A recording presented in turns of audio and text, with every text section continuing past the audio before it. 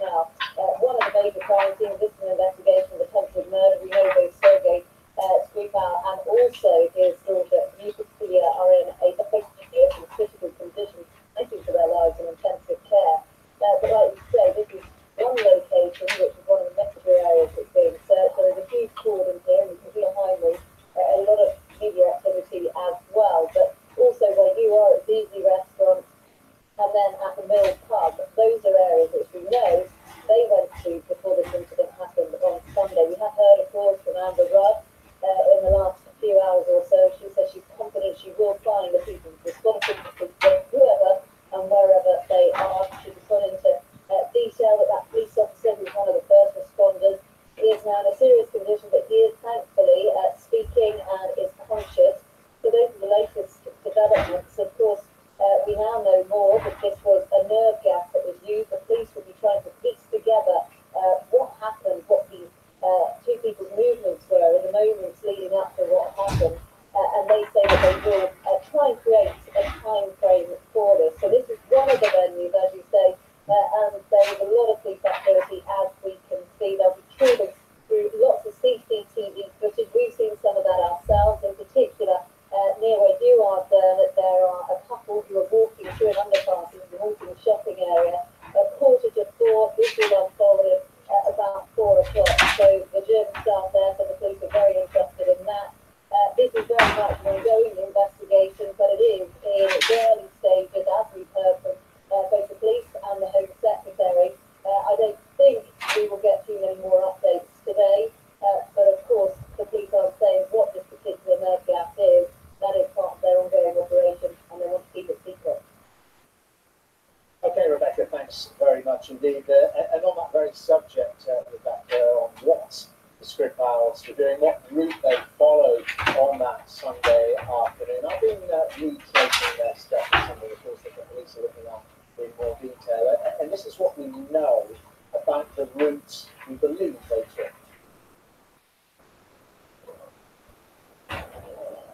Well, the mystery starts here right in the centre of Salisbury. It looks like millions of Britons last Sunday, after the awful weather we had the week before, Yulia and Sergei Skripal were enjoying a Sunday walk. So they walked around in that path, we think, from their home on the outskirts of Salisbury to their Zizi's restaurant, Italian restaurant on Castle Street adjoining Marketplace. Their family sat at the back of the restaurant, table 37, we're told, where they ordered starters, seafood risotto, white wine and water. Now Mr. Skripal apparently got a bit angry about the amount of time he had to wait for his food. It was about 40 minutes before the first chef. He got angry, he started banging the table. He demanded the bill while Yulia remained fairly calm. And the chef says if there was any tampering, any attempted tampering with what they ate tonight, he couldn't do the food served from the kitchen at the back of the restaurant, but he says the bar is towards the front. Whatever happened, they left with Mr. Skripal in a fairly bad mood, and they then made their way up the short distance, up Marketplace, through, presumably down Market Walk, heading towards the Mill Pub.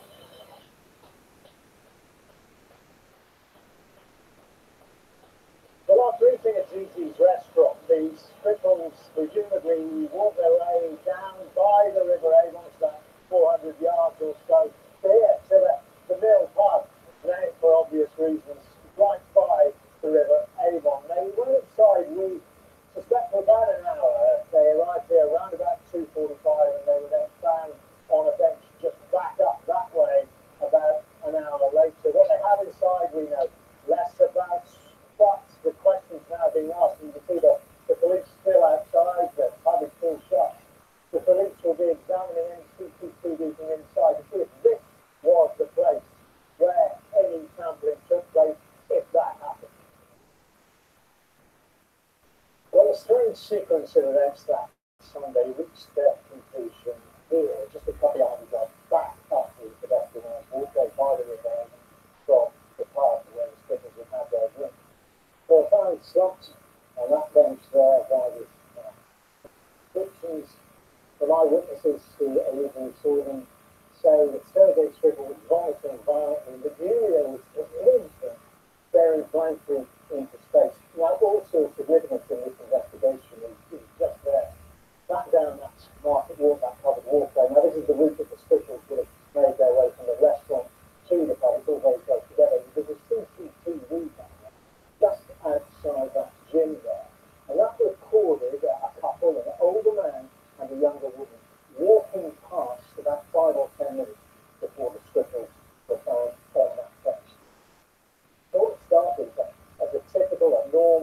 Sunday Supermarket City had already catapulted Salisbury into the centre of speculation about a world of international espionage.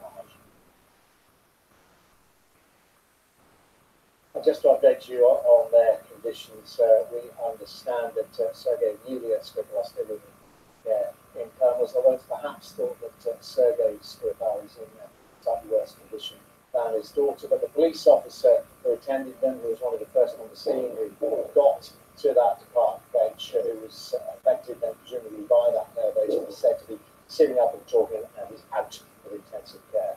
We'll have plenty more on this mystery, on the investigation into what happened here in Salisbury on Sunday afternoon. Plenty more coming up, but now back to you, Jen. Dermot, thanks very much. The Home Secretary has insisted funding for domestic violence refugees is not being cut, despite concerns from several charities. The Prime Minister is using International Women's Day to start a consultation on a new bill providing better protection for victims. Proposals include the first ever legal definition of domestic violence. The bill will be undermined by changes to benefits that women use to escape when abusive. Overall, what we're proposing today is making sure that domestic violence, domestic abuse is everybody's problem. We're trying to open it up so that people recognise the scale of it and that potential actual victims have more confidence about coming forward to engage with other people so that they can get help. We need to make sure that this issue really comes out from the shadows.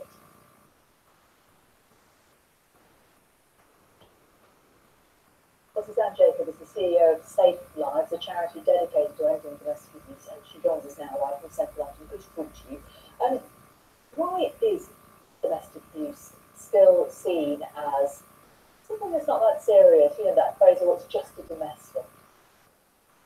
Well, I think for a long time, obviously, people didn't feel that they could talk about what was happening to them, and therefore there were lots of myths and lots of misconceptions about what domestic abuse really was, and we haven't got rid of those entirely, and some of the commentary that we've seen today really indicates how we've still got such a long way to go, but people are now starting to talk about it much more openly. Survivors are starting to come forward, using their voices and demanding change, and that makes it clear not only how prevalent the issue still is, and it's really, really widespread, but also that it can happen to anyone. It can be going on behind anybody's front door, in anybody's relationship, and therefore what we need is to open up that conversation, to give those survivors a platform to talk about their experiences, and that's the way we will stop people referring to it as not serious, just domestic, these phrases which just we should have parked and left behind a long time ago. What can be done, then, and it is predominantly men doing this, although we know that there are some men who are victims of domestic violence also. Well, this is something that we feel very passionately about at Safe Lives, that of course we must have really strong comprehensive services for women and children who are living with domestic abuse or indeed have been able to leave that situation. But we do also need a really clear focus on the people who are causing the harm, the perpetrators. It's only by getting to the root cause of the problem that we are ever going to end domestic abuse, and therefore we need to make sure that there are both criminal justice and other types of interventions to really understand why somebody perpetrates domestic abuse in the first place, address that behaviour and challenge that behaviour and make sure that it stops. We spoke to Rachel Williams about an hour ago, a victim of domestic abuse, and she said that her husband had sought help, he'd had anger management classes, and still he ended up cheating her. The problem is, isn't it, that the reasons why somebody commits domestic violence, it could be, it's different for every single family, isn't it? It is, and no one situation is completely the same as another. I mean, I think what you probably heard from Rachel is that she tried really hard to reach out and make sure that there was help for Darren in their situation. She knew that there were mental health issues. She knew that there were issues that needed to be dealt with in his life, which would make her safer. And actually what she found was that people were trying to refer her for help all the time. And that's what we hear from survivors a lot is, I am not the problem. I am not the person who needs to be fixed. So actually I need support, but what I want you to do is address the behaviour of the person who's hurting me, harming me, and putting my safety and the safety of my children at risk. And we have not got that right yet in this country. Suzanne Jacob, the CEO of Safe Lives, thank you for joining us. Thank you very much. Victims of the Parsons Green terror attack have described the moment a fireball appeared in the tube carriage. 18-year-old Ahmed Hassan was on trial over the attack in which 30 people were injured last September. He denies charges of attempted murder and causing explosion, likely to be in July. This guy's Katie Spencer is following the trial for us at the Old Bailey, and Katie, it's been difficult for a lot of the witnesses today, hasn't it? Yeah, well, we've had a number of witnesses actually give their evidence in tears, actually having to relive the memories of what happened that morning. Prior to hearing the witnesses, though, give their evidence just in the last couple of hours, we were shown CCTV footage which showed the prosecution alleges showed Ahmed Hassan visiting a number of supermarkets, purchasing items which they allege would have been used by Ahmed Hassan to make this explosive device. It follows on from the evidence that the jury was shown here yesterday, which again the prosecution claims shows Ahmed Hassan taking a bus journey, and on that bus journey you can see on his lap a plastic bag which contains some of the chemicals that the prosecution claims would go on to be used for him in this explosive device. Following on from that CCTV footage, we also showed the route that Ahmed Hassan took that morning before the explosion took place. We saw him board the district line train, holding the plastic bag. The plastic bag you can see is placed by his feet. You can also see the prosecution shows the jury that you can see that Ahmed Hassan exits the tube without the plastic bag. He leaves Putney, and then further on from that, the witnesses you will see who are reliving it in the last couple of hours here, so describing the experience which you can see this massive fireball that explodes. One witness described that she had hairspray on her hair and she felt that her hair whoosh up in flames and she felt her face burning, and someone had to help her off and get her treatment of the scarring that was happening as the intense heat hit her face. Another witness that gave evidence was an army colonel who said he realised immediately that this was a device that he thought was an explosive device. He walked towards it, he saw wires coming out of this plastic bucket. We're going to be hearing some more witnesses this afternoon, but Ahmed Hassan denied attempted murder. Thanks very much. Parliament has agreed with the date and wording of the referendum on abortion. More, let's go live to Dublin. Our correspondent Darren McCaffrey. Darren, what have they decided?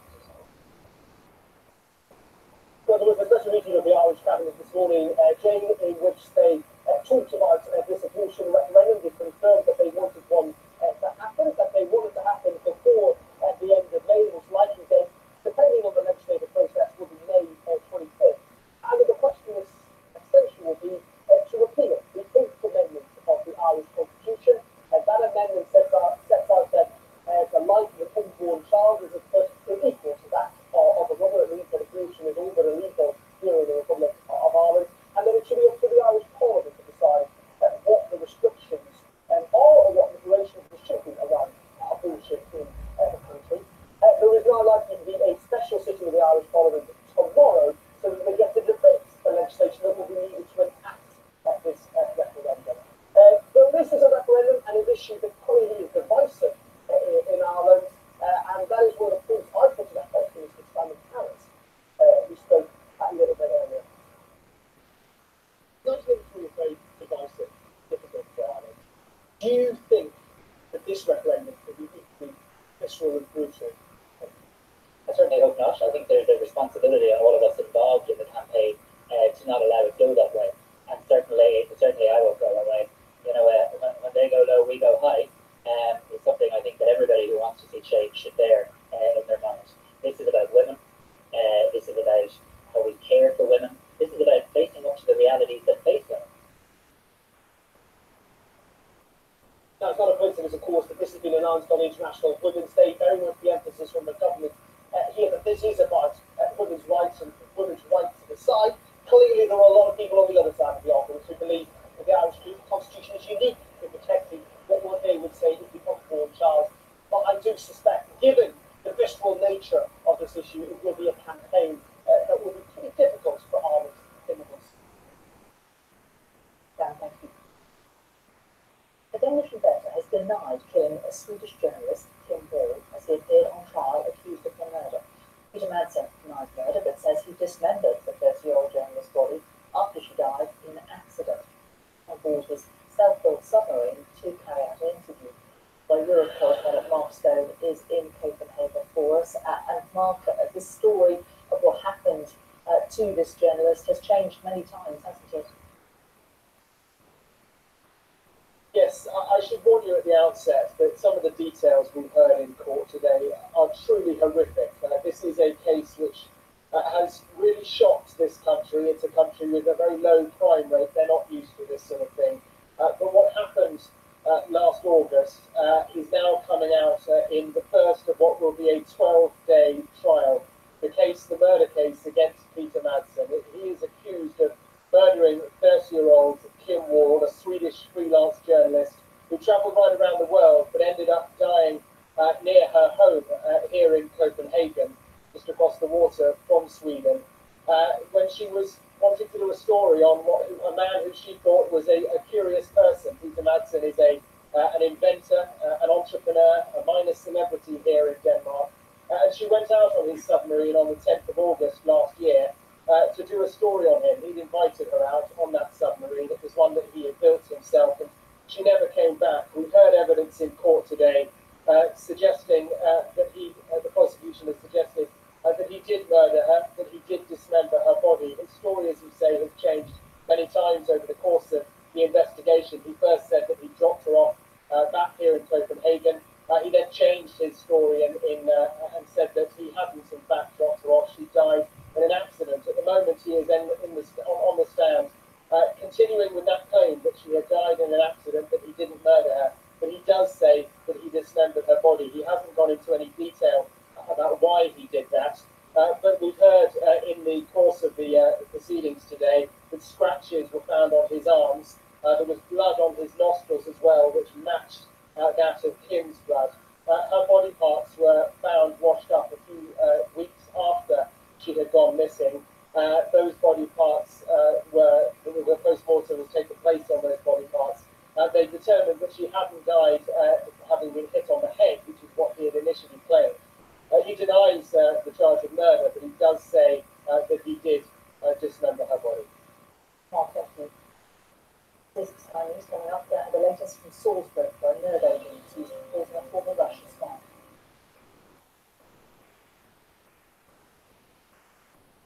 These are the games, those games we can't live without. Fueled by passion, by an obsession. It's raw intensity, it's the passion, it's suffering, the relief, lose, and think about the victory, everything.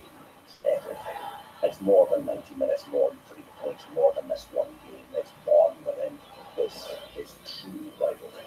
Rivalry starts with its becomes live and its cascades. You took it on to keep it dry. Set it down to entertain the kids. You're pottering about and it slipped your mind. It's been there ever since. So maybe it's time to move on. But this feels a little lighter. Sell or upgrade your luxury watch with pre-owned specialism Watchfinder. For a quick, competitive offer on your watch, visit watchfinder.co.uk. If it looks like this one,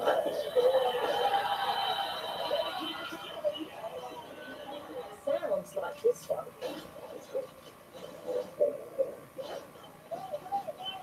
It should feel like this one. It's got to be this one.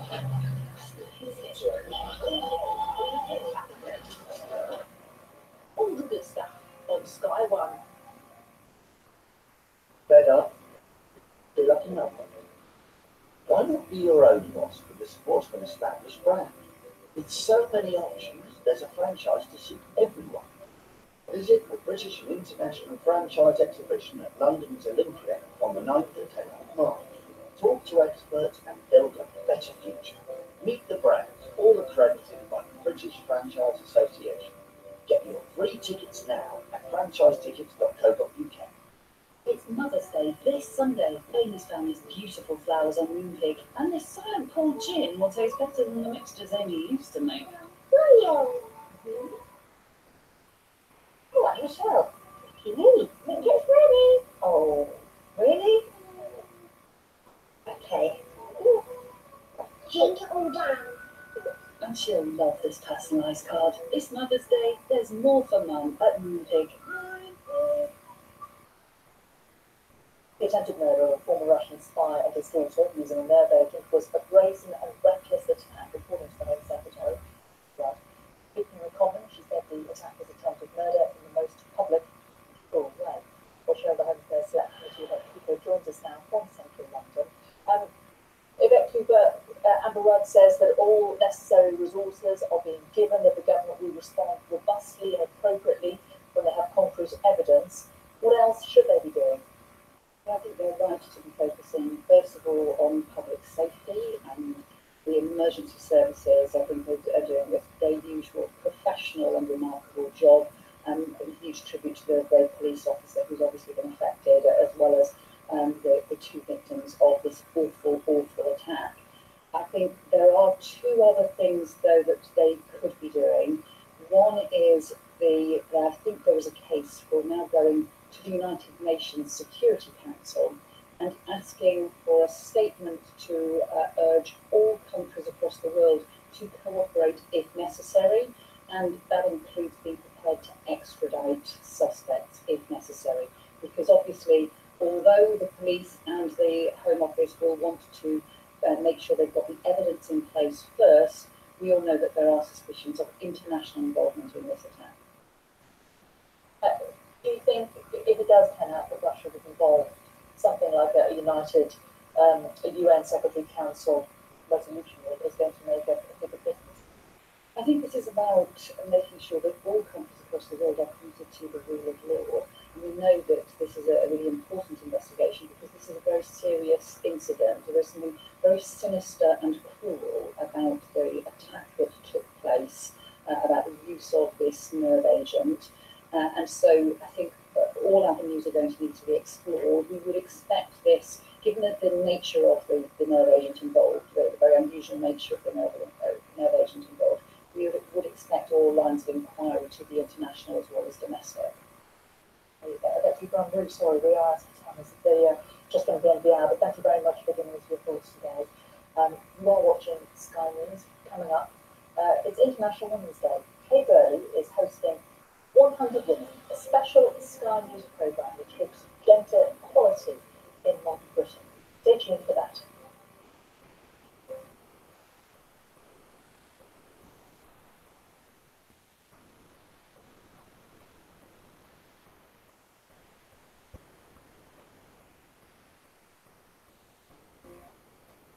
One in two people in their lifetimes will be diagnosed with cancer. It changes everything. It changes your whole world. I look at myself every day in the mirror and see this person that I don't know. And that's hard. You wouldn't really expect that to happen when you first seeing the world. Your friends are playing out and And I'm stuck in a room. Research is making chemotherapy kinder, radiotherapy less destructive, and survival rates are higher than ever. For just £2 a month, you can make a real difference. You can help Cancer Research UK achieve their aim of 3 in 4 people surviving cancer. We need the research now and constant money coming in that can be depended upon. The pace of this all is moving so quickly. It is getting better. Every day it's getting better. if it wasn't for scientific research, Tyson might not be sitting here now. You're invested in somebody's future. You're giving them their life back. Scientific research is actually absolutely legendary. Yes.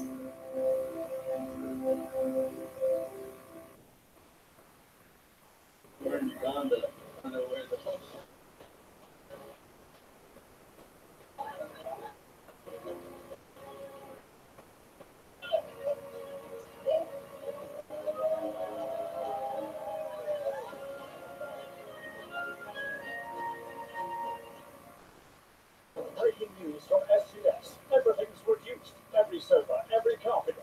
installed, reduced. Today only 10 till 10 at SCS.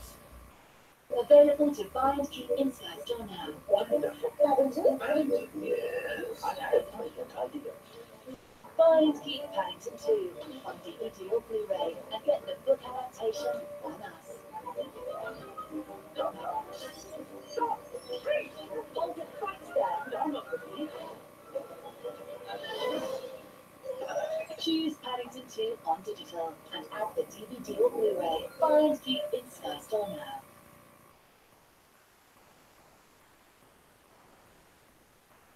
Darling? What, my love?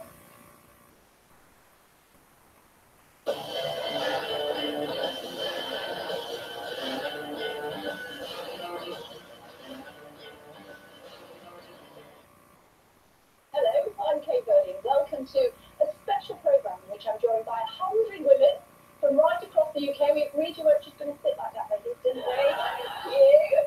An hour of live discussion and debate on how far we've come in the last 100 years and how much further we need to go for real gender parity. Joined by a special panel to discuss everything from sex scandals, equal pay and feminism to male attitudes and whether other women sometimes hold us back. Oh yeah, you can join in as well if you'd like by social media. We're using the hashtag 100women today. Do let us know your thoughts. Before we do all that, let's have a quick look back at the journey so far in 100 seconds. What about this, ladies, for cutting bread in a hurry when those hungry youngsters come in for tea? Everywhere suffragettes throw stones, shout, fling themselves to railings and resist everything, including arrest. Off to jail they go in their hundreds, there to endure hunger strikes, votes for women.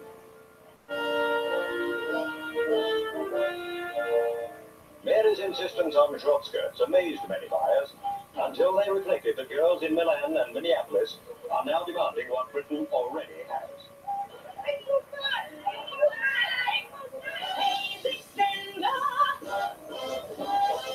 The ladies not for turning. Sweet dreams are made of the so you and I to disagree. I travel the world and the seven seas.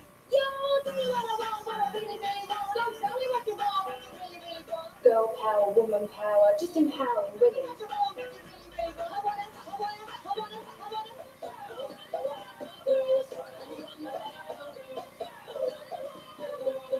This is an unprecedented incident. In my 29 years being a firefighter, I have never ever seen anything of this scale.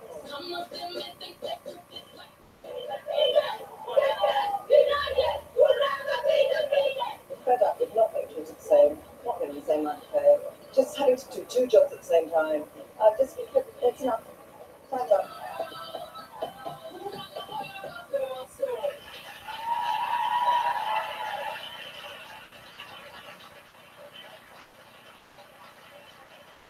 This is going to be a good programme, let me tell you. Let's start off with Danny Cotton, who is in that video. She's with us now. Hi, Danny. You're a woman at the very top of your game, having been in the fight for 30 years, I think I might say. How have you got to where you are? I think persistence, having to believe in yourself even when you've got huge amounts of doubt and other people criticising you and not believing in you. And I think just by being determined and by proving that you can be a woman and do the top job and go through the ranks and you're as good as a man doing it. And actually I think women bring different skills to leadership and that's really important. And I think last year in the tragedy of Grenfell showed that it can be really good to be a woman and lead differently because I really care about all the people who work for me and I'm the fire brigade. What's the challenges have you faced straight off the bat? Obviously, we're going to more detail later on. Yes, I think the challenges are that people still think that firefighting isn't a job for women, still challenging the sort of gender term firemen, and still not having people fully behind us. And I think with some of the media criticism that have been recently of me trying to discuss gender neutral language and the animosity that's brought has made me realise. So you wanted to be firefighter, Sam, don't you, rather than fireman? I mean, to bring it down to it's a low common denominator. Is that what's wrong with that? Why should we call him firefighter, Sam? Don't you think? It's just for me about inspiring young girls and the next generation of firefighters and giving all of our children, both boys and girls, the opportunity to do what job they want and not be restricted by, people who have stereotypes. Yeah. Let me introduce the rest of the panel, not only to our audience here, but also to you at home. With us is actress Michelle Collins. Everybody recognises Michelle, of course. Labour MP for Ealing Central and Acton, Rupert Hock, who said hello to Danny.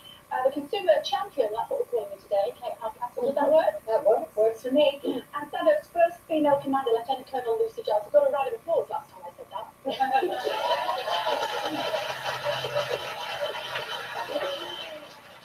Rupert, let me come to you.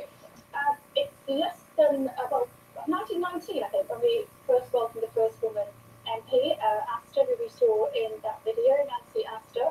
How do you think things have changed for women in Parliament in that time? Yeah, I mean, I think the culture has changed, but the pace of change sometimes seems glacially slow.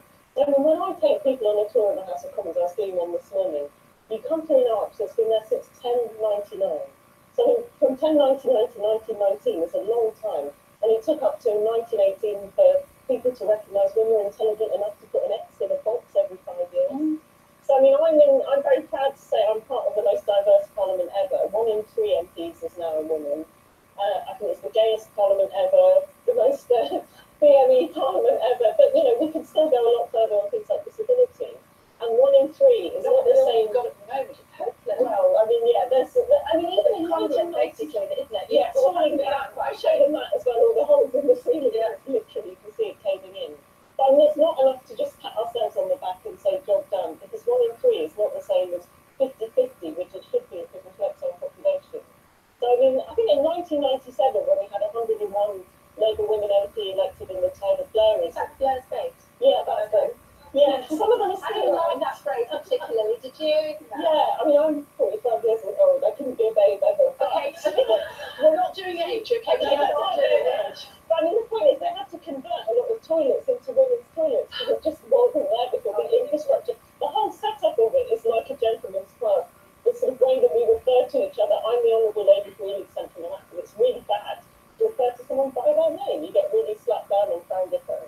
So this Victorian play acting that we have in the House of Commons, some of those structures, you know, I mean, tradition is good, but I mean, some of them for the sake of it. And then also recently, we've had debates on things like on baby leave, because MPs who have kids while they're in there, I mean, I did all that before I was elected, there are these sort of things like they vote for you, they work for you, that they sort of count, they audit every time an MP votes. So colleagues of mine who've had kids, they've been rated by the Sun as the laziest MP in England or whatever. And it's because you have to go through a physical lobby. You know, the strictures and structures that you have to do, there should be some ways around that. It's not that they're slumming it, you know. It's just sort of Can I bring you Lucy Giles? You're in one of the most male-dominated fields in the whole world, aren't you? I mean, how have you risen to the challenge? Well, I don't come from a military background. I joined the army straight from school and through by university, and I was encouraged by my friends to join the army and do a thing called the officer training course. But the thing that attracted me with the army was because I enjoyed working with the people, and I did have a foray into looking at joining the media, but the people weren't the same. But I don't know if I'm allowed to say that. But no, seriously, it was the challenge. It was travel. It was doing different things and so many different experiences. So I joined with that culture. I didn't really notice, in a way, that I was in a very stark minority. There were a few things that When you say stark minority, I mean, well, it's about it's just over 12% women in the British Army. We're looking at, you know, increasing that to 15% by 2020. That's our target. It's not a lot, is there? What is it? No, we could improve. 7% women. 7 In London, Bradford, less than that in the UK fire service, about 3%. What are you doing about it? We're doing lots of positive recruitment. We're starting a new recruitment campaign tomorrow for International Women's Day, and we're specifically trying to target women and talk about the role of a firefighter and how different it is now, and you know how many different skills you need, and that women make great firefighters. as far as your industry is concerned, I mean, there's a lot of women, isn't there, but as actresses, but they're treated differently to men. Yes and no. Obviously, you know, I can't. It's very difficult because I can't date a guy, so we're obviously not up the same roles. I think equal pay definitely comes into it. Obviously, as we all know, in the past, and we, you know, I remember doing a job. It was a promotional job with an actor, quite a well-known actor. I won't say who he was, and he's always talking about money, as men tend to do. They tend to talk about money a lot, and we sort of don't. I don't know if it's because we're British or because they probably don't talk about money. I'm not gonna. And I just listened, and he was bragging about how much he was getting, and I sort of went, what? And just quietly went back and got off the phone to my agent and said, do you know he's getting this? And she said, what? So then she went, we're in the same agency, but with different agents, and got my money out. Yeah, I do think, I mean, of course it's different because actresses, you know, we go off and it's generally us that when we have children, we take maternity leave.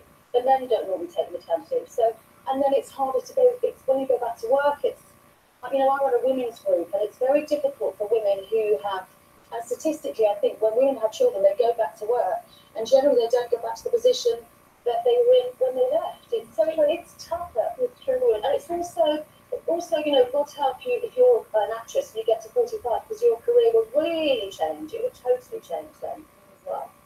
I thought from the UK before we bring in our audience, do you find, I mean, when we think about entrepreneurs, we don't necessarily think that men do better than women, do they? Well, I think there's a really interesting idea around the word entrepreneur to start with, because sometimes it can be masking a challenge that we've got in the business economy, and that is a lot of ladies who, as Michelle just mentioned, you have a child, you get to a certain point in life, maybe you're caring for an elderly parent, and you have to almost invent a business for yourself to find the hours and find the working environment that suits you.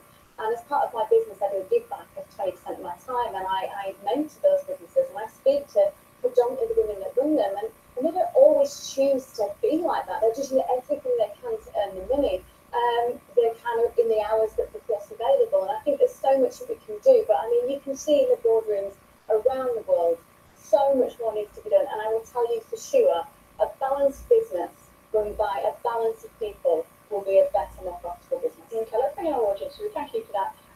Kelly Maloney is here with us. Hi, Kelly. Delighted that you're with us today. Thank you. You're a former Broxton manager, of course, aren't you? And a campaigner on transgender and diversity issues of late. What's your life experience taught you about equality? I think you definitely get treated different as a female, as a person who lived in two genders. As a man, I have really different roles and different expectations of me. And, you know, I walked out of boxing and I came back into boxing as a female. But the level of... What differences did you see? Well, I'm just saying I gave back my licenses because the level of respect I had as a female was totally different to what Frank Maloney had. I actually had to remind a couple of officials that I hadn't had a brain transplant, I just modified my body.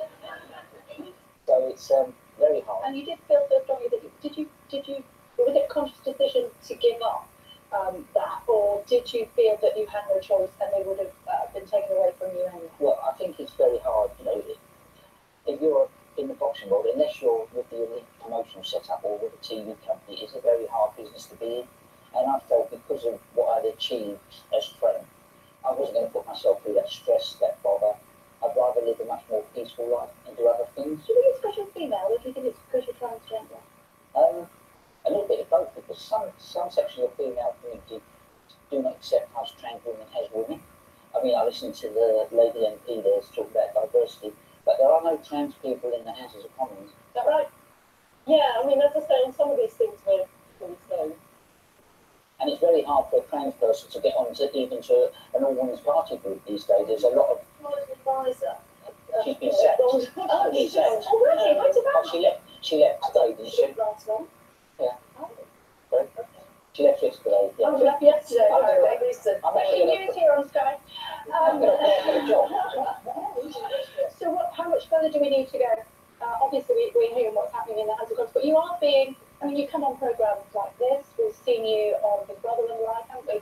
And you're blazing the trail for transgender women. We are getting there very slowly, but where it's taken the women 100 years since they got the vote, you know, we're a long way of being accepted fully in female community properly, I believe. You know, there are a group out there, I think it's called Women's Place, who are so anti-trans, they do everything to stop us. And they criticise us, and I personally am at the moment having major rows with them on my Twitter account, so I've just decided to block them. The best way forward. Now, I'm just going to do a quick show of hands, ladies. We were going to do the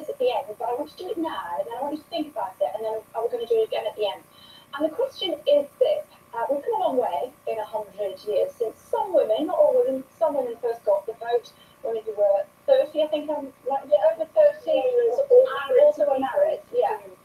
What? So how much longer, how much further do you think we need to go? How much longer do you think it will take for gender parity globally? So that's the question that we're going to ask you. Anybody think it's 10 years? Anybody think it's 20 years? It's equal. What about 50 years? 100 years? About 100 years. Okay, that's what our audience is saying. Be really, really interested to hear what you think about that at home. How long do you think it's going to take until we have gender parity globally, according to the World Economic Forum?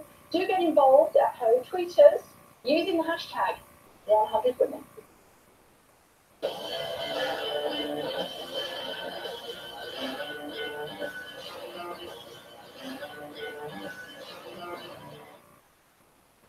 Let's move on to what is perhaps one of the biggest issues for women, the fight for equal pay. There's a growing audience.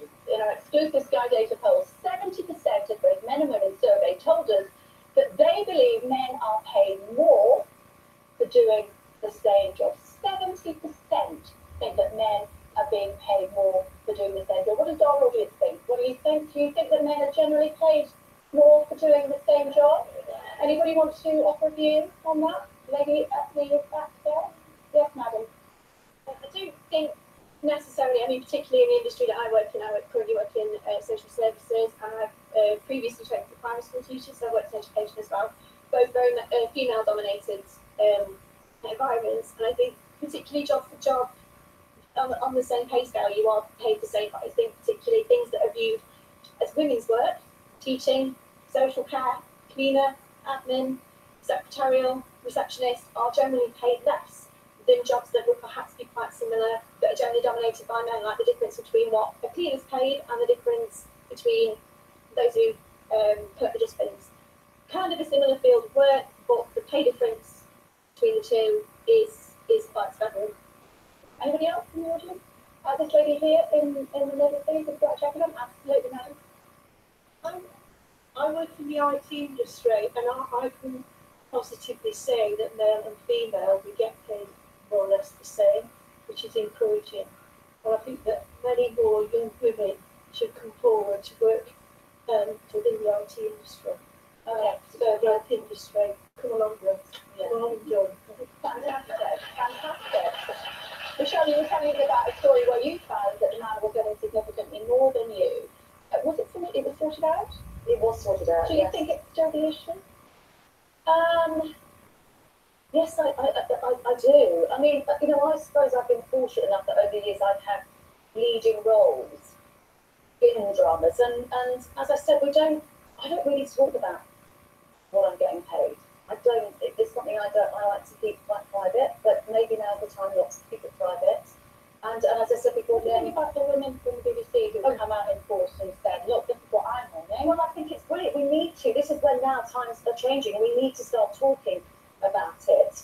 And also it's solidarity, isn't it? I think women, if it's just one woman, you're really scared to go and complain about, well, I just found out they're getting paid more than me. And I think women are frightened that they might get a sack. But what's happening now is because we're all together, it's solidarity. If we're going as a group, then we are much stronger. And it's a bit like, you know, there was the open letter that 70 female writers wrote to the BBC about how they felt that female writers were underrepresented on TV, and there were 70 of them. And it was brilliant because it's so much more powerful when you've got a group of women as opposed to one. And I think it's fantastic that times are really changing. We're not going to be embarrassed anymore to talk about what we're earning. I'm certainly not going to be, because obviously we need to be, the world is becoming so much more transparent. Absolutely. Carol Castle, I mean, it was the 1970s. Barbara Castle, the Dagenham women. It is illegal to pay women less than men. It is still happening. And I've even had it said to me when I found out that a colleague in a similar role was being paid significantly more. Well, you should have asked.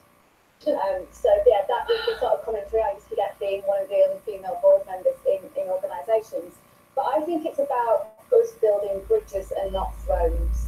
I think it's about not looking after ourselves quite as much as looking after us and the future generations, and being the true baton carriers that we're ahead of them.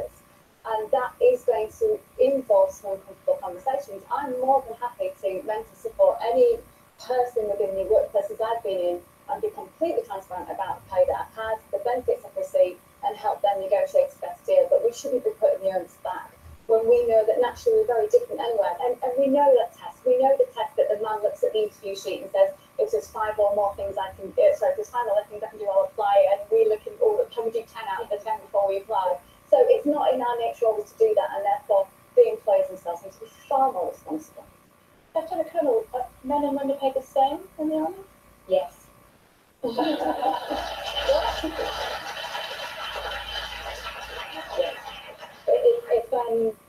we're all there to do a particular job to serve our country, and it doesn't matter if you're a male or female doing that job, you get paid the same.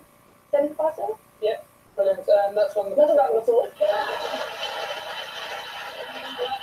And that is great because it means that as a man or woman joining the fire service, you are going to get the same pay, and you don't have to fight for it as your rights, and you don't have to ask for it because that is what you're going to get paid. And the whole thing. I think that women are sometimes shy in coming forward, and I think sometimes when women get to a certain job or rank, if they've not got there before, then they kind of in some ways feel grateful they're there and then don't provide the challenge, or because they're isolated. And sometimes a woman's far less likely on the board to say to the other guys, well, what are you actually earning? Because they don't want to highlight themselves because they are one group of many men. So I think it is time. The honesty bit is great. I think if we are supporting each other and being honest, and right across the piece from public to private sector, I think now is the time for us all to stand together, because by doing that we are building the bridges for the next generation, and we're there. We should be role modelling that behaviour. It's so important because people look to us, and if we're not doing it, how will a young girl coming through or a new young apprentice ever have the courage to do it? And please, Pegasus. Yeah, I mean, our basic salary is the same and it's very transparent and open what we're paid. But there was a report recently that showed that with all the outside earnings, men earn more. So they often will have a second job lawyering or something like that. Whereas I think with all these arguments, we've got to look also at the workplace. Why is it always the woman's fault? They're not asking. If you're in a job where it's macho men in suits, and if you stay all the hours God sends, then you're a good employee, that is not conducive to going home to do bedtime, the sort of thing I'll be doing tonight. Whereas a man wouldn't, men are carers too, they're parents too, but the onus is often on the woman, isn't it? So, I mean, I think we need to look at our workplaces, because these structures and cultures are designed by men, for men, aren't they? We have a creche, don't we? Actually, yeah, there's a House of Commons nursery, but then there's issues about between nursery age and school age. Do you know what I mean? Like, there's I thought you were going to do a gag about you being the chamber then. So, Ladies, who's got a view? Who's got a view? Lady Leah, yeah, please, 12 seconds and then we'll get the microphone towards you. There we are. I think it's picking up on what sort of Ruth said as well. There's other factors at play, and often it's the woman that takes on the caring role. I was in 2004. I was at the top of my game in a marketing career, and then bang, my child was born very, very disabled, and I had to give up my job. I cared for her for 12 years until she died last year, and now I'm trying to re-enter the workplace, and the colleagues who were at the same level as me 12 years ago have gone on. They're in the stratosphere, and I'm now at a completely different level. So what can you do about that? Sorry, what can you do about that? Well, I mean, in terms of carers, acknowledging that it is often the woman who becomes the carer. It's not just caring for a child, caring for a disabled child, and where I physically couldn't go back to work, caring for an elderly relative. I mean, we're very much sort of the sandwich generation. We have children in school and we have elderly relatives. Our parents are living longer, and how are we supporting the invisible women who've had to step out of a career and be at home and provide for free a caring role? Okay. Anybody else want to jump in? The lady there with glasses and the beautiful red hair. Just hold on 1 second while we get the microphone too. There we are. One thing that sort of hasn't really been touched upon is the idea of equal pay in the workplace. Brilliant, but how does that transfer to smaller businesses as well? We've all talked about acting, the military, things like that, and having sort of a consensus on equal pay. But as someone that works for a very small business, is there anything that can be done to ensure that carries across to those small businesses as well? Right, do you want to come back to that? I think small businesses often, in my experience, can be a lot fairer. They're more personable, and therefore they can feel the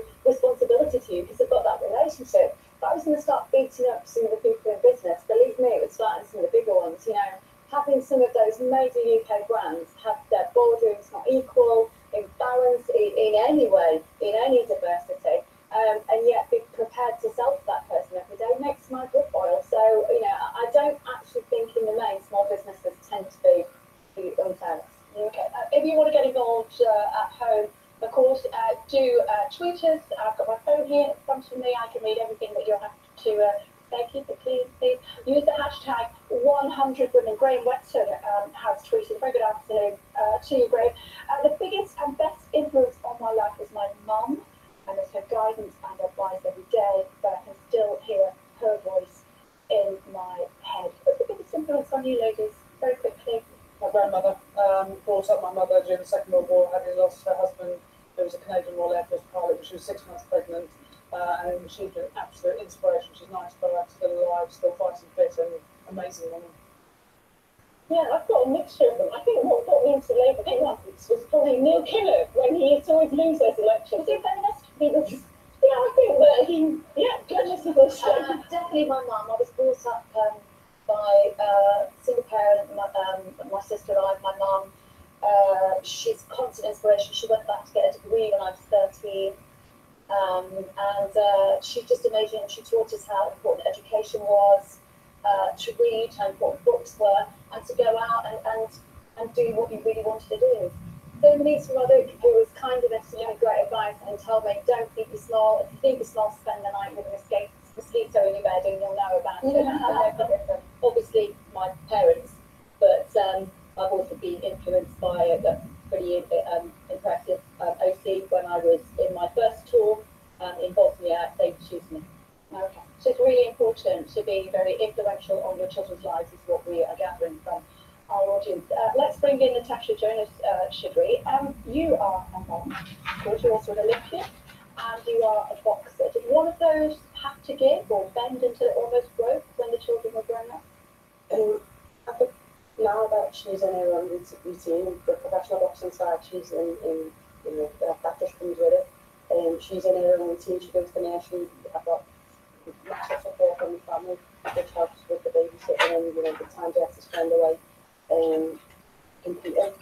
Do you feel guilt as a mother? And I wonder, do men feel the same sort of guilt? I don't know, I'm just putting it out there. I mean, I was a single mom, and I often went out on assignments, and so I had to make sure that I actually just left her under the stairs with a sign of break.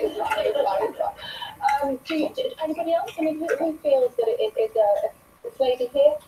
Do you find it more or less of a challenge being a mother to be with family? Extra quick for the microphone? There we go. Yes, I do feel guilt sometimes. I have an international job. I've worked in international roles for 10 years, so I travel a lot.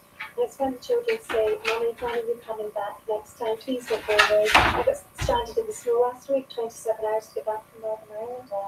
So, it can be difficult, but at the same time, you have other responsibilities. So it's balancing those responsibilities.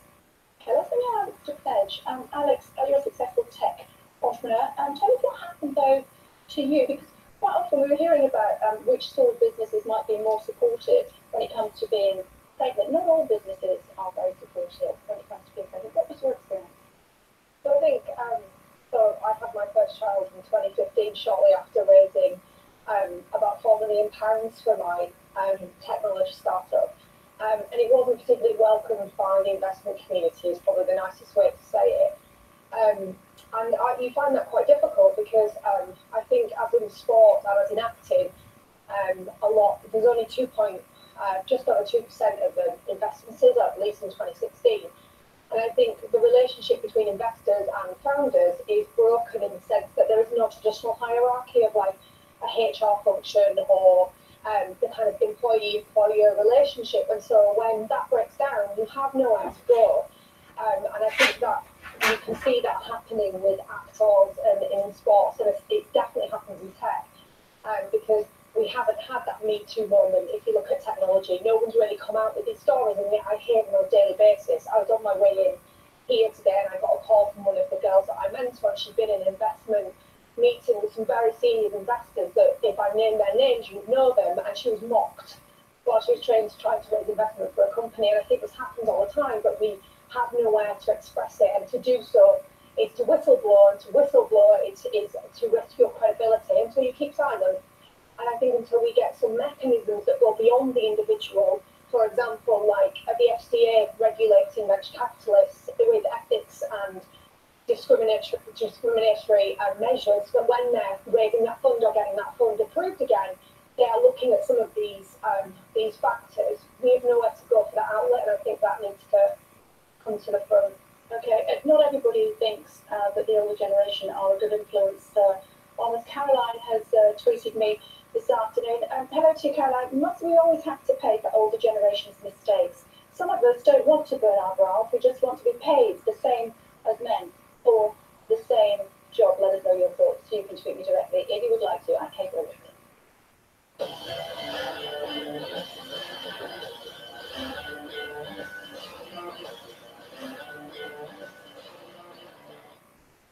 Let's move on to one of the hot topics in this centenary year: sex scandals and sexism. Oh yeah, Harvey Weinstein, the male-only dinner at a swanky London hotel where hostesses were encouraged to dress provocatively, and of course the Me Too campaign. All this prompts the question: have men really changed their attitudes towards women? You're going to absolutely be surprised at this result. Let's ask the audience first of all before I tell you the result of this poll. Do you think men have changed their attitude towards women as a result of sexism, sexual abuse, and the way it's been highlighted in the media over the last 3 to 6 months? Yes? Do you think men have changed their attitudes? No? You don't think men have changed their attitudes? Put your hands up if you think that men have not changed their attitudes. So I'm going to say that's about 60%, so 40% if you think that they possibly have. Well, who thinks that men have changed their attitudes? Some men, some men. Do you want to see the results of our poll? Have a look over here, ladies. Here we go. 3/4 of men say they have not changed their behaviour or attitudes towards women as a result of what we've seen. Hannah, who would like to start? Oh, you're shaking your head in the middle. I generally don't think a lot of men think they have to, because what's the sanction? The majority of men, unless you are in a position where you're in a high-profile job and getting caught, for a lot of men, nothing actually happens. They don't lose out in the job world, they don't lose out anywhere, and I think that there is nothing that's set in stone. I mean, there are some great people, there's some great men out there who behave brilliantly and are role models, but for a lot of men, there is no encouragement, there's no support, and they're seen as weak sometimes if they do change their behaviour. It's not going to change overnight, though, is it? No. I think it's educating young men at a very young age, I think, to respect women and to treat women as equals and getting them when they're very young. You never have to make jokes about, oh, I'm not supposed to touch you now, oh, I better be careful, I'm not. I think it's really funny. Yeah, and no names go back to but I went to quite a swish restaurant with one of my colleagues recently, and a very, very senior Conservative politician said, come over here and let me sexually harass you. Oh, I'm not supposed to say that anymore. Yeah. What? Yeah. Can you bash you around the face a little bit? I mean, how ridiculous is that? Do you still get that? I think probably in the world of politics, people will think twice. Because if you think about it, the expenses scandal, sort of as a result of that, we've now got procedures in place for claiming expenses. Whereas before that, when Michael Fallon said that times are different now to 10 to 15 years ago, I think what he meant is you could get away with more 10 to 15 years ago. Men will do what they can get away with. Whereas now we've got a system for financial impropriety. Do you know what I mean? I was elected in 2015. I'm never going to claim for a duck house or a bathtub or a Mars bar because I'm very aware it's all going to be published. But up until then, there was no transparency in all that. And if that's what it took to have a proper system, I think it was a good thing. It was, unpleasant to hear about it, but it was a necessary thing. I think it's been quite balanced, and I think there's a few things to be said here. I mean, I've got my dad who set up a rugby league team just so his daughter could play because there wasn't one that the female PE teachers would let me play in, and then the male managing directors and CEOs would recognise my talent, got me into their business school to go that brilliant thing. And then also being in a factory floor at a very young girl, begging people to take topless purses down. I've really truly gone on each side of this.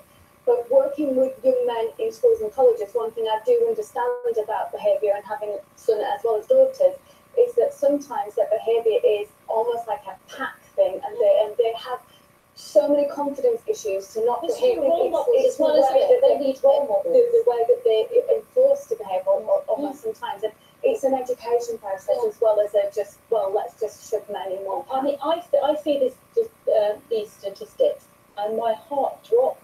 Yep.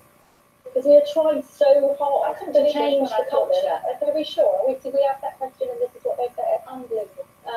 We have a network called the Sandhurst Sisterhood, and in that network, when this all sort of happened a few months ago, it did raise a few skeletons from the closet of people particularly in the 80s and in the 90s, who'd experienced, had some bad experiences.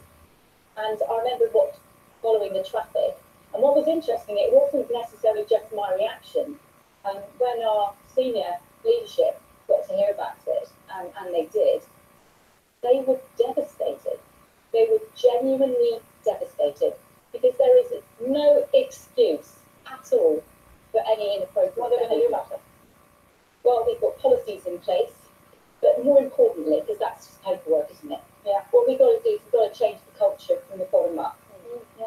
And certainly, if you look at what we're doing at Sandhurst, in the last 3 years, we've integrated all our training, got men and women trained together, training as we fight, so that we can stop what inadvertently we're doing, which was creating a bit of misogynism by having women trained separately. And the top down, can I just say, Not just the bottom up, the top down. Absolutely. Aisha Hazarika, who is a political commentator and previously a speechwriter for top politicians, has tweeted, "Hi Aisha," saying, "Does the Me Too campaign, the hashtag, mean nothing when 75% of men have not changed their attitude towards women, despite the Weinstein and President's Club scandals?" Keep your thoughts coming in on that. If you were audience, the lady here is with the glasses and the green top, just here, come this way there. There we go. Let's go. Just wait for there we are. I'm really disappointed to see those statistics, because I think men have such an important role to play in helping this movement. 100 years ago, when women first got the right to vote, there was a league called the Men's League for Women's Suffrage, and those men used their positions of power to help women get the right to vote. And I would love to see a similar movement now, a movement by men that could help women get into positions of power in politics and in business. Right now, we have 32% of MPs that are female. In senior leadership roles in business, it's 22% women. So most of the decision makers are men. If we could use that energy, that power to help this cause, it would make such a difference. Lady over there in red? Just wait for the microphone. Thank you, ma'am. I think I work in this field and in the corporate world. And I think what's happened in the years since I started working this in the 80s, where we thought there should be 50% in everything, and so I don't know why that didn't happen. I think what's happened is a lot of intellectual recognition. Everybody's got diversity committees for everything. But actually, when you scratch the surface at a beliefs level, we haven't tapped into that. We really haven't got many of those senior people understanding their gut level until sometimes they experience it, sometimes when it's their daughter who has passed over.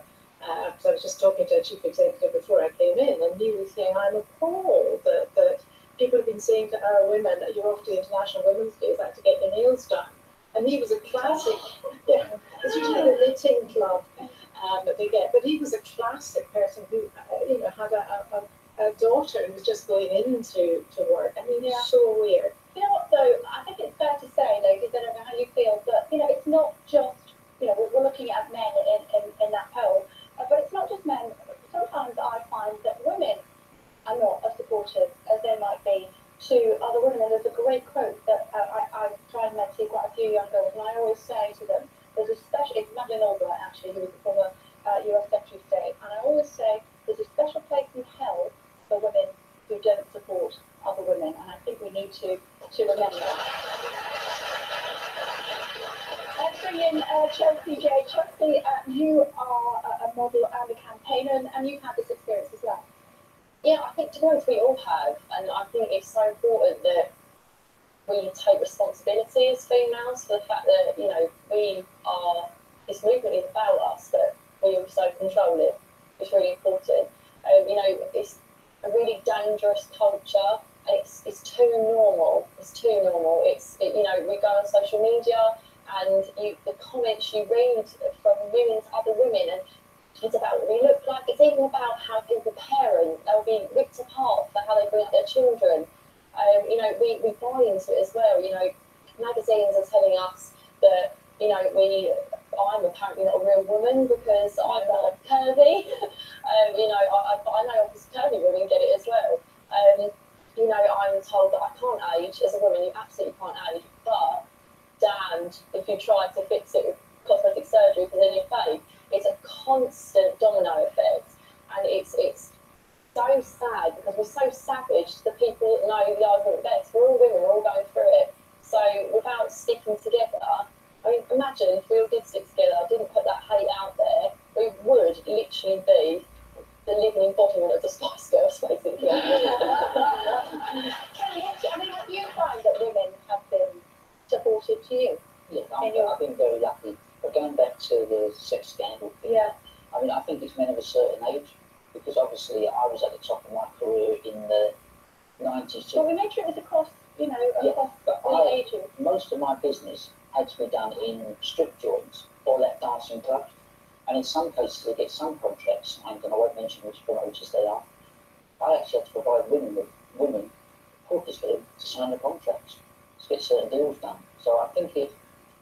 How do you feel about that now? You've done that. I try not to think about it now, I'm honest. But it was the world I lived in. It's an unfortunate, it's a world where, like, it's sport. I mean, England women's football team done really well in the World Cup. If one of the FA officials came out and said, oh, well, we'll forget about it now, they've got to return home, they're just mums and wives. But I mean, don't men footballers turn home, aren't they husbands and fathers? So it is a thing about, I think it's certain men in certain little clubs. Yeah, okay, well, I'll come back to you in a second, ladies, if you wouldn't mind. As I said, do let us know what you think. We very much appreciate your opinion. Apparently we are trending on Twitter at the moment, ladies. That's nice, isn't it? Hashtag 100 women. Let us know what you think.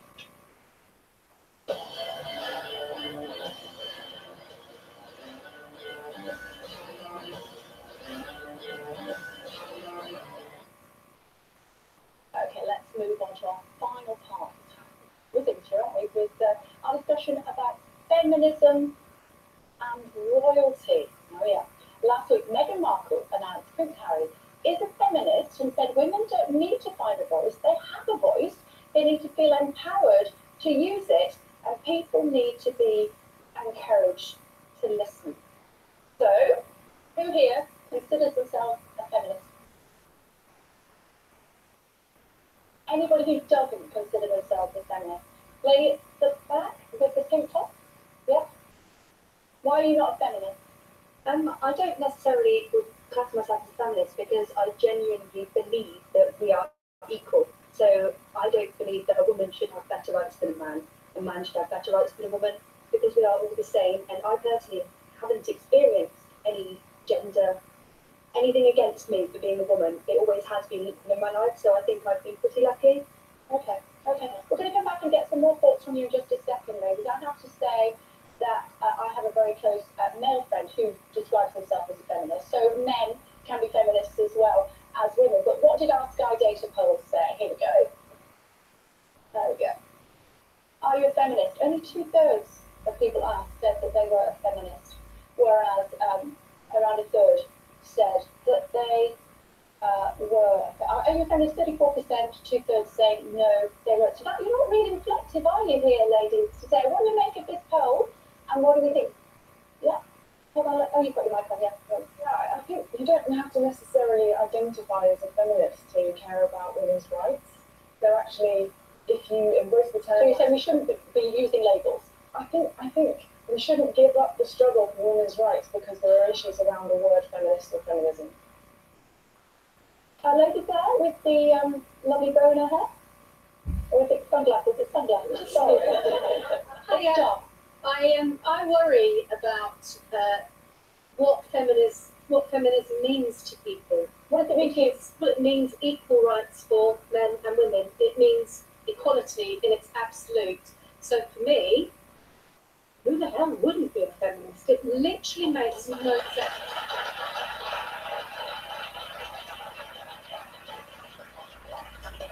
Lady here on the end, with the floral top, yeah. Yeah, I think that the term feminism is still used in a negative context.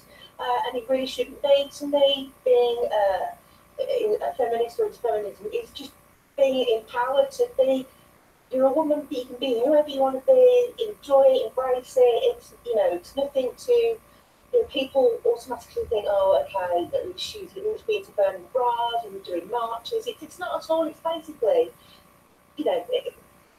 giving everyone, empowerment to just do your own thing. It's 2018.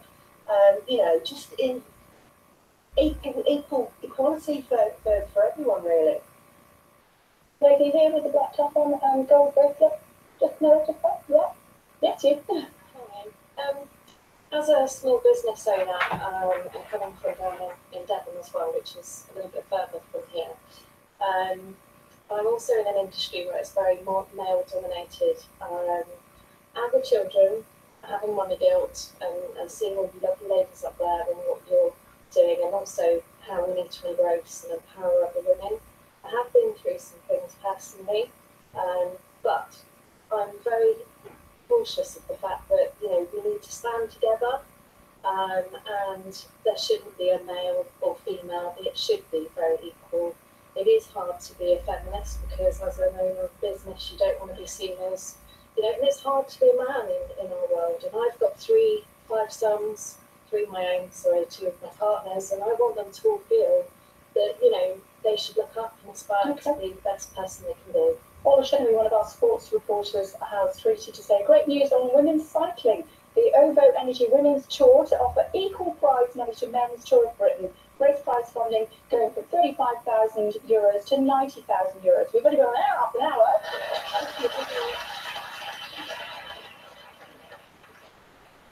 To me, when people ask me, am I a feminist? In the 70s and 80s when I was growing up, you would either be a feminist, where you would go to bra, or you would be feminine, where you would, talk about lipstick and curls in your hair. I'd like to describe myself as a feminine feminist. That's how I see myself. What about you, ladies? I think it's almost become a little bit jaded, the word, and it has too many connotations. We need to rebrand ourselves. Yes, exactly. We need to reclaim it, as they say. And I think, my daughter said, she's a 21-year-old, clever girl at Bristol University, and she said, well, I don't want to be defined. Why should I have to define myself? Yes, I believe in equal, I'm inequality, so does my partner. But so, now I think #MeToo, #time's up, time for change. That's what people are saying more. Maybe that's the way we should be going. And I do think it's, someone talked about women's lib earlier, burning your bra, and I just can't believe it was quite comical in a way, isn't it? And I think, I'm a feminist. I'm totally a feminist, but sometimes I do, we shouldn't condemn somebody. Bjork decided she wasn't going to be a feminist. She's not a feminist. And a lot of people condemn her. She's the most individual artist that we have, and a very independent female woman, and it's up to her that she doesn't want to be a feminist. I think in this, I was just going to say, I think in this day and age, particularly with social media, it is very word-oriented. And yet, if you go back to the original movement, it was deeds, not words. And I think we cannot do anything. We can't do anything but be grateful to all the first performers. I mean, I revisited everything last night, and I was looking even that advertisements for jobs used to be in male columns and female columns. So much progress. So utterly grateful for that. But maybe now it is because there are so many fragments of feminism. It's time to just start looking at the deeds. Yeah, the first thing I asked David Cameron in the House of Commons in 2015 when I was first elected was, would he call himself, because you're not allowed to refer to people by name, you're not allowed to say you, that's really bad in the House of Commons. So would he call himself a feminist? And he said, well, if it means equality for women, yes, of course I am, because 30% of my cabinet are women. Well, I'm no statistician, but 70-30 is not 50-50, is it? But I mean, the point is, it is laudable aims to be associated with. I think people that have given it a bad press, associating it with dungarees and bra burning and spare rib and all that, we've got to look at who those people are propagating those arguments. And it's usually the sort of people who don't want women to lift themselves up at all. People who don't. Let me bring in the ladies in uniform, if I may. Do you have male feminists in the army? Absolutely. My husband's serving, and if we're defining feminism as wanting an education and a profession that's equal, then of course he's a feminist. I think it's quite simple, really. But interesting, for the various places that I've gone to, you see places where it is massively unequal and huge problems in different parts of the world where we serve and we try and make a difference. Yeah, I think the point of it, I think there are fantastic men in my organisation who are very supportive of wanting to make the fire brigade look more like a community we work Are they in. the minority?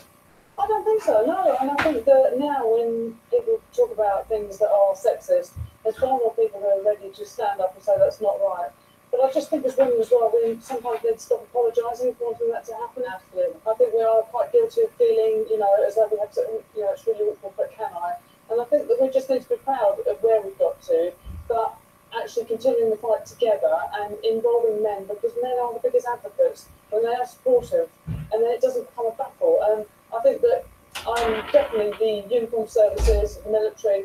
I think that, people are professional, they're there to do a job, they're there to serve the community, and that's really important. People understand that if you're there and doing that together as a team, there is no space for people to be different. We have to be together and working. And I think as well, it's about empowering people to step in and call it out if something's going wrong. Have that voice and be able to,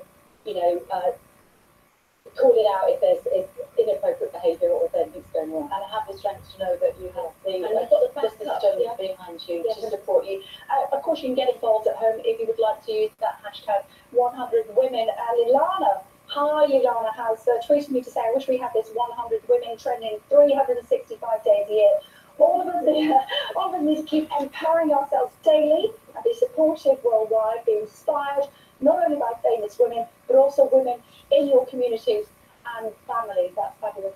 Also, very, very keen to hear what you think. I'm not having a lot of men today. Don't be frightened. We don't fight. We just want to know what you think as well. And thank you to all of you who are feminists. This morning, I was chatting to our editor at large and presenter, Adam Bolton, who I've known for 30 odd years. And at the end of a chat I had with him, he said, if you could change one thing to make women's lives better, what would it be? I thought that was a great question. I thought maybe you ladies might have a view on that. The lady with the beautiful bangle on, just here. There we are. Yeah. I think it's important going forward to actually give women, all women, a voice. Because I think sometimes this gets lost in the conversation. Like the conversation we're having today is quite homogenous when we talk about women. I think that's something that perhaps we could talk about a bit more, where not all women's voices are sometimes being heard, particularly women from minority groups or people coming out of developing countries. Okay, well, moving towards the end of the programme, ladies, so let's get these answers in quick fire or questions or whatever you want to do. Lady here with a pink scarf.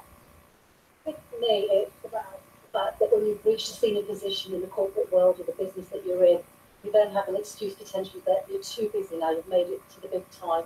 And I think one of the messages and legacies we can leave for our children, our daughters, is to have more of those senior women mentoring, starting from school and working at a much younger age, so that we give our daughters the confidence to have those voices, and also the sons to respect those daughters in those classrooms.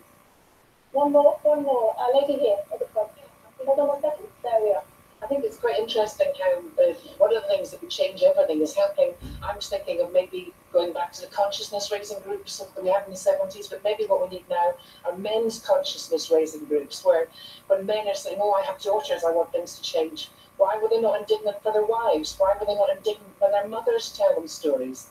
My mother-in-law told a story about being addressed in a big group of people with qualifications, and they went around doctor, professor, and tutor. Oh, I keep saying that, don't I, today, ladies? But it's so infuriating, isn't it? I think my dad was probably a feminist as well. He brought up two very strong-minded girls, certainly. Thank you very much indeed for your thoughts. We're going to come back to you in just a second, ladies. But remember at the top of the programme, we asked how far away we were from gender parity worldwide. Remember that? Put your hands up, ladies. If you think we can achieve gender parity in the next 50 years. You can join in the next 50 years. Okay. Do you think we might reach gender parity worldwide in the next 100 years? Does anyone think it will be more than 150 years before we reach gender parity? What do you think? Well, according to the latest figures from the World Economic Forum, gender equality is still more than 200 years away. 200 years away, still an awful way to go then. Quick thought? Well, I was excited about the future. Oh my God, they're not going to be around. You knew, didn't you? Well, no, well, I might win the bet for being closest to the target, but you know, I think that's a sad state of affairs. Okay. So we've done a lot in 6 months, haven't we? Yeah, yeah. Sadly, the hour is raced by. Joining the debate via social media using the hashtag 100women if you would like to. And I know thanks to our panel, Michelle Collins, Ruth Huck, Danny Cotton, Kate Hardcastle, and the technical Lucy Giles. And of course to our studio audience. And to you at home, thanks for watching.